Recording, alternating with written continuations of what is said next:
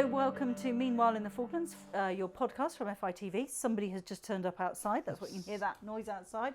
Got the windows open because it's blinking hot in here. I'm here with Oliver and Katharyn. And I won't woohoo this time and blow the sound, okay? Yes, second time we've recorded this introduction. But anyway, I'm a big fan of podcasts, and especially stuff from Radio 4, which is a radio station that older people listen to. Okay, all right. And it's quite different when you haven't got an audience in the. I don't know whether, listener, you've felt this when you listen to like I don't know, like the News Quiz or Dead Ringers or something like that. You haven't got the. Well, they don't have a live audience, but certainly in the News Quiz and the Now Show have a live audience, and without that live audience, it's quite difficult. But I've noticed, I don't know whether you guys did, because I'm old, I stay inside on a Saturday night, but you guys obviously go off partying. That does never happen. Did you watch Strictly this week? I did not. Oh, I missed it. That's shame. I tried. I mean, it was definitely on the radar, but they've got a minimal audience in, and they're getting on with it. To be fair, my mum does watch it a lot. She's probably listening right now. She does, and with what is it, Zoe Ball that presents the spin-off show? Yeah, that's on in the weekdays. Yeah. So it's always on in the house. You always hear it. So that's like mum's living room time where she has the Strictly Come Dancing and stuff. But it's quite difficult with obviously Falklands is COVID free at the moment, so we are allowed to sit close together and things like that, and we could actually have a live audience. So that was Hannah, who's just popped back in and has gone back out again. So let's have a think about what we were doing last week. So starting with, you've written me a lovely list. So what's this obsession with air guitar? Yeah, so me and Katharyn have been going out. It's nice exotic locations, trying to get the perfect shot. Because the weather's been quite nice. Nice pictures, I must admit. Nice pictures. I'm sure we can put some over. The nice pictures were taken on my iPhone. So if this is a plug. Apple, can we get some more of these iPhones? Ollie is a big fan of portrait mode now, so I think I might have converted him to an Apple. So we need to get some more iPhones. Okay, Apple. Yeah, you need to send him one because he's on something beginning with H, aren't you? The good old Huawei phone, which is amazing, but I must admit though that I was impressed with none of the air guitar photos are taken on his Huawei though. They're all on my iPhone, so yeah, there we go. Well, what it was basically right. So I can't play many musical instruments. My musical talents are not. That can change. Well, it can. Can change. That's what. So I was doing a bit of practicing, as you do. So I was doing the air guitar. So I was doing the pretend strum in the air and jumping shots and things like that. But the scary thing is we're stood up on these, we've climbed up these rocks and things, and Ollie's like, I'm just going to stand here and jump in the air and do it, and I'm so like, Ollie, please do not fall and break your leg, because I don't want to have to drive back. I'm still surviving this. It's all good. No, he hasn't fallen in the ocean doing his air guitars yet. Okay. But you also did the air flute though as well. That was a mistake. That's because we were trying to get a picture with Stanley in the background, and it was very windy. I did not have a hair bubble with me, and my hair's out in front of me, and I'm there pretending to. So let's just do the flute. Show me the flute. Well, it's more of a recorder. Thank flute would be out to the side. Yes, that's exactly what I was going to say. And I thought, shall I be that person who says, actually, Oliver, that is not a flute. That's not how you play the flute. I got the full name there. That's serious mode. If Paula says your full name, that's serious mode. Recorder, left hand at the top, right hand at the bottom. I did used to play the flute. Wasn't very good, but I do know that's the flute. It's a very tricky instrument. It is. And there is an old musical joke, which is, how do you get two flute players to play in unison? You shoot one. It's very difficult to play properly, but that's why I stopped playing the flute. But it's top tip, right? When you've got children, right? Pick an instrument. So everyone plays the flute. But everyone plays the flute. So when you get to go join a proper orchestra when you're in like uni, they've got so many flute. They've got more flute players than you can shake a stick at. They don't want flute players. Learn the bassoon. You're suddenly in the youth orchestra when you're like 10. Wow. Because there's not very many bassoon players. It costs a fortune, admittedly, to buy the instrument, and a lot of music shops now will do kind of like a rental scheme or something like that. But choose an instrument like that. Clarinet. Most people play the clarinet as well. There's a lot of clarinet players. I like the word bassoon. I'd play it just to say it's I play beautiful. Bassoon. To keep saying that word. Yeah. Oboe as well. All that like really nice reedy sound. Oboes are absolutely beautiful. Bassoons beautiful. What about a didgeridoo? Like, they're the best. Come on, they're the creme de la creme. I was going to get a didgeridoo. didgeridoo. We were talking about this the other day, saying, are there any didgeridoos in the Falklands? Ollie wants one. We're going to get didgeridoos for the whole house and sit and play. Yeah, just have like a unison didgeridoo. So I once dated a musician who could do circular breathing and played the didgeridoo, and he made his didgeridoo out of a Hoover part or vacuum cleaner part. Managed to find what key it was in. It was in F sharp or something. So he then went down to the DIY store and bought a piece of white tubing instead, plastic tubing, and cut it down so it was in C. And that's what he used instead. So that's how he used that's what his didgeridoo was made of. And he's on some kind of backing track for something. I can't remember what. Well, we've got 2 Hoovers in the FITV house, so that's. But this weekend's plans are going to make a didgeridoo. But listen, you've now claimed an interest in the guitar, right? Oh, a bit air guitar, but yeah. Yeah. Seriously, folks, if you are listening to this and you think, I've always wanted to learn to play an instrument, learn to play the guitar or the ukulele or that kind of stringed instrument. It's so much easier. You don't need to learn how to read music. You can do it by chords, you can do it by finger picking, you can do it by reading tab, which is, you don't have to decode tab like you do for reading music. You can just, it says, it's got number 2 on that string, that's 2nd fret, bang, you're done. So we're actually going on an FITV trip on Friday to the Pink Shop to look at guitars. So I suggest everyone goes. We have a joint trip. And we go and have a look. Because Tom's bought himself a bass guitar, I was just about to say that, yeah. Now he's got an amp. We went on a and little he's got trip. an amp as well. We went on a little trip the other day to get an amp, yeah. Ah, brilliant. Yeah, so how's he getting on? I think he's doing all right. Yeah. He's been playing it, but it's incredibly loud when that's the amp, so it shakes the amps. It's pretty loud, but it's funny. He's doing all right, I think. Yeah, So I can see an FITV band coming on. Yeah, because Hannah I'll just be there for moral support. Oh yeah, of course. Yeah, Hannah sings. I'll just stand in the corner and smile. We need to get a guitar in your hands. Oh dear. Yeah. Ukuleles, dead easy. I want to learn how to play the ukulele. Pink Shop, they'll be like 20 quid. Oh, great. Get yourself a ukulele. Little ukulele band going. Seriously. That sounds good. The best thing ever. I love ukuleles. Really nice sound. So that's air guitar. You were away most of last week. We missed you. Where were you? Yes, I was at the wonders of Sealion Island. Absolutely amazing. Yeah, I loved it. I was sat with the elephant seals on one day, sat with the penguins the next day. And it's amazing because basically I had a private flight over because it was just me and the so you were in the front? Oh, yeah, in the front. Oh, nice. So that was nice. And then it was a 14-bedroom lodge just to myself. So I had like breakfast already laid out. It was living in luxury for a bit. Your text came through, by the way, on Saturday morning saying, I've landed safely, which you presume you'd sent on Monday. Yeah. Yeah. Because it's FITV policy, isn't it? As soon as you go yes, somewhere, FITV policy. But when you go anywhere, you have to send me a text saying I've arrived safely. Yeah. But it's arrived. Okay, well, I did arrive safely. He says he sent it on Monday. Did he forget and think, I'll send it when I get back and just pretend I sent it on when it's just a bad signal. No, it was absolutely brilliant. And I saw an elephant seal getting born, which was quite interesting. Because what I did, because you heard all this commotion, set up the tripod and the camera, and then it was just there for about 5 minutes, just getting born. So the penguins are right outside your window, aren't they? Yeah, no, it's pretty surreal, to be fair. You sat there in your room having your English breakfast or whatever you want, and then the penguins are making their noises, and just outside, just the views. Keeping you awake all night? Keeping the Magellanic penguins. The the Magellanics make a heck of a noise. You've got all this to come, Katharyn. I'm so excited. Yeah. They smell as well. I would tell you that right from the offset. They smell. So what we tend to do is when we film like colonies of penguins, you go. We sort of approach them very carefully and very slowly and very low, and you just sit down, within a nice distance, set up the camera, and you just sit there. It stinks, but when they're so curious, they will, they'll come up to you and peck your shoes. And well, one thing that was quite a nice shot as well is that so the penguins go and do all the fishing and whatever they need to do, and then they come back, but there's thousands of penguins all in a line. It's like a motorway of penguins, and if you just sit on a little tussock bog.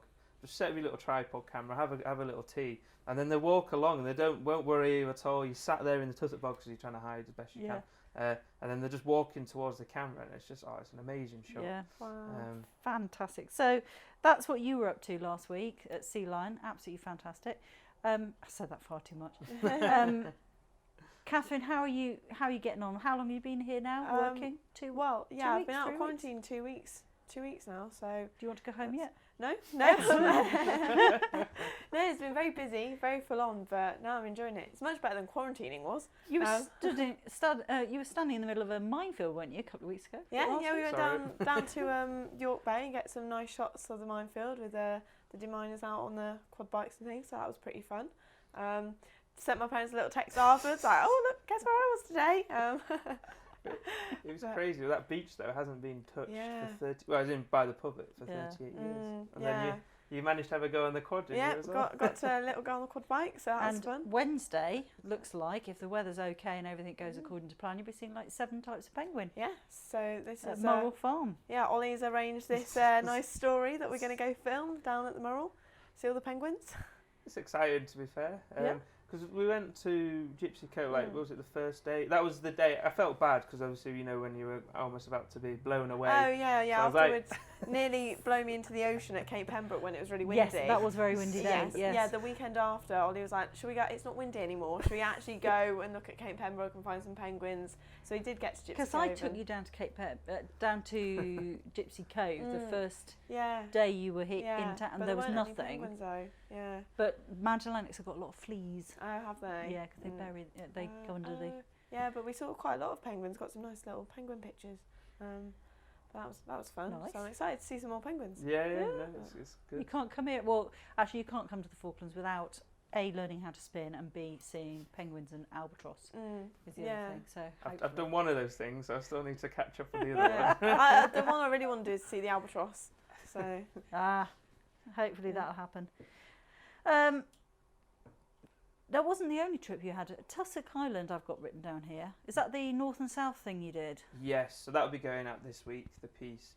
But this was, so we've done loads of pieces on Sammy the dog and Naomi, who's basically goes around these islands and checks that there's no rodents around. So this was the first, so they've got a contract with the government to go around these islands to make sure there's no rodents. Okay. So Tussock Island is a small little island just north of Cape Pembroke, and hardly anyone goes there. So it's a bit surreal just standing there, and apparently they haven't been there in 10 years. So and they were checking all the rodents there and things like that. So it's a nice little piece actually. Yeah. So Sammy was going around. Did they find any? Shall I reveal that now, or no, you have to watch the programme to find out. Yeah, listeners got to find that. Yeah, that's a big cliffhanger that we're going to leave in here. Yeah, indeed. But that was good because you saw bull seals and stuff. I got a shot of them fighting. Oh, have you? Yes, that was quite. But I was hid behind the tussock grass because I was. Well, quite rightly too. Yeah. But yeah, that was good. But when you go to they're places, a lot faster than they look, so don't think you can outrun one. Well, I'm a bit slower now, but yeah, I set up a camera again and just let it roll. But it was quite interesting. Around the other side, there's like a hut and an old tent and stuff.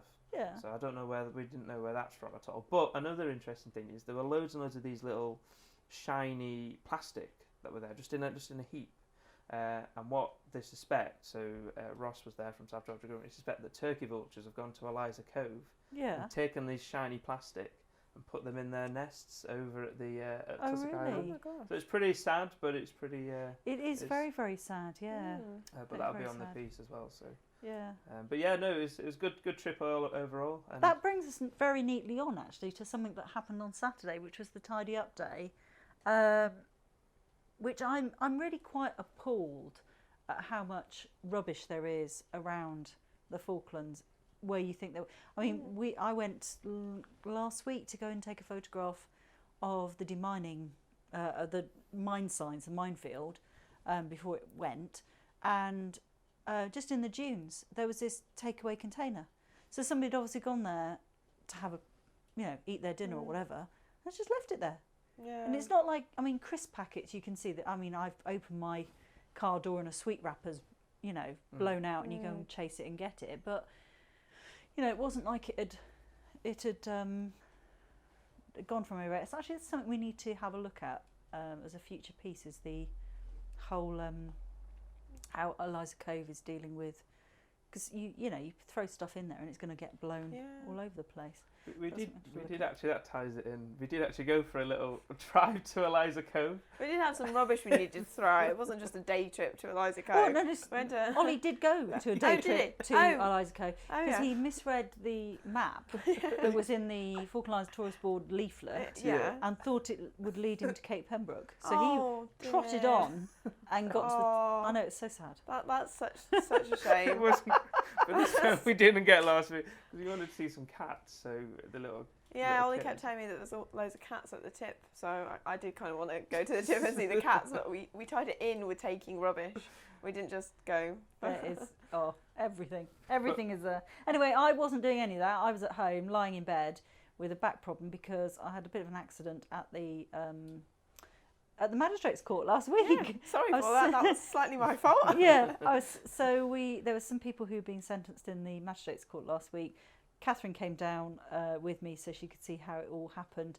And in between the second and third person being sentenced, I leaned over to you to whisper something to you. And my back just went bang. And so thank you got me out of the courtroom. I rang Steve. He had to bundle me in the back of the car. Thank God you didn't see that. But anyway, the people down at the hospital, thank you very much for, sticking a load of drugs inside of me and getting me on my feet, basically. So unfortunately, I missed all the excitement of the weekend. Because not only was that, you were at a fishing competition as well. Do you fish? I didn't fish, no. I've never fished before. But Hannah bought a fishing rod, but she didn't have any tackle. So I don't think we'd have caught much, even if we had tried to fish. But no, it was nice. That was down at Estancia. Yeah. So I went down there, saw some people fishing. It was really nice and sunny and warm, but it was quite windy. It was a beautiful day, wasn't it? It was so windy, though. Oh. In some parts, it was when you got down by the water, so windy. So yeah, I think some people did catch fish. We didn't see any fish being caught though. I think we missed that part. We must have moved on to the next section. Do you know what? Years ago, about 8 years ago, I sent someone to go and film the sheep show that was being held at the at Goose Green, and they came back, and there was footage of Teresa and her jewellery because they had some stalls there as well. Teresa and then there was Jeff, and there was Jeff pulling a pint of beer, and there was Jeff with the pint of beer. Then there was Jeff, the pint of beer, and someone else sitting at the makeshift bar. Then there was a close-up of the beer. Flicked through all the rushes and went, "Did you actually film any sheep at all?" And there was no sheep. It was just Jeff, the beer, Teresa and her stuff, and I think the general people walking around eating burgers, and that was it. Yeah. So like the sheep show without the sheep. Yeah. So let's have a look here. Kathy, you're now driving okay? Yes. Yeah. Thunderbird 1. Pablo the car. Thunderbird 1 is the government house. Oh, is it? Yeah. So government house number plates are GH1, GH2, GH3, GH4, cool. And I think there's a GH5. So I nicknamed them the Thunderbirds a long time ago. But anyway, so you are now driving okay? Yes, yeah, driving in around. Pablo? Yeah. Pablo the car, he's Pablo the Pajero. Ollie named him, I think. Yeah. But now we're having a war over the seat settings because my legs are quite short. So to reach the pedals, I have to pull the seat right to the front. I have noticed. It's so close to the front, I can't get out properly. So I feel like I have to move it each time I get in and out so I can get in and out of the car. But the other day I did leave it at the front just so Ollie can get in. So Ollie is getting back in the car all hunched up next to the wheel and, "What have you done to this mirror and why have you moved this?" So Ollie's going to have to add an extra 10 minutes to every car journey so that he can readjust the seat again. So it's a compromise. Are you finding stuff to do outside of... So I might have just flicked my microphone there. Are you finding stuff to do outside of the... outside work hours? Yeah. So making friends and stuff. Yeah. Going to the gym. Signed up for the gym. Got a Fitbit. So when Ollie goes got my little Fitbit so I can track my exercises. So when Ollie goes to short mat bowls, I can come along, go to the gym. Yeah. So yeah, a lot of.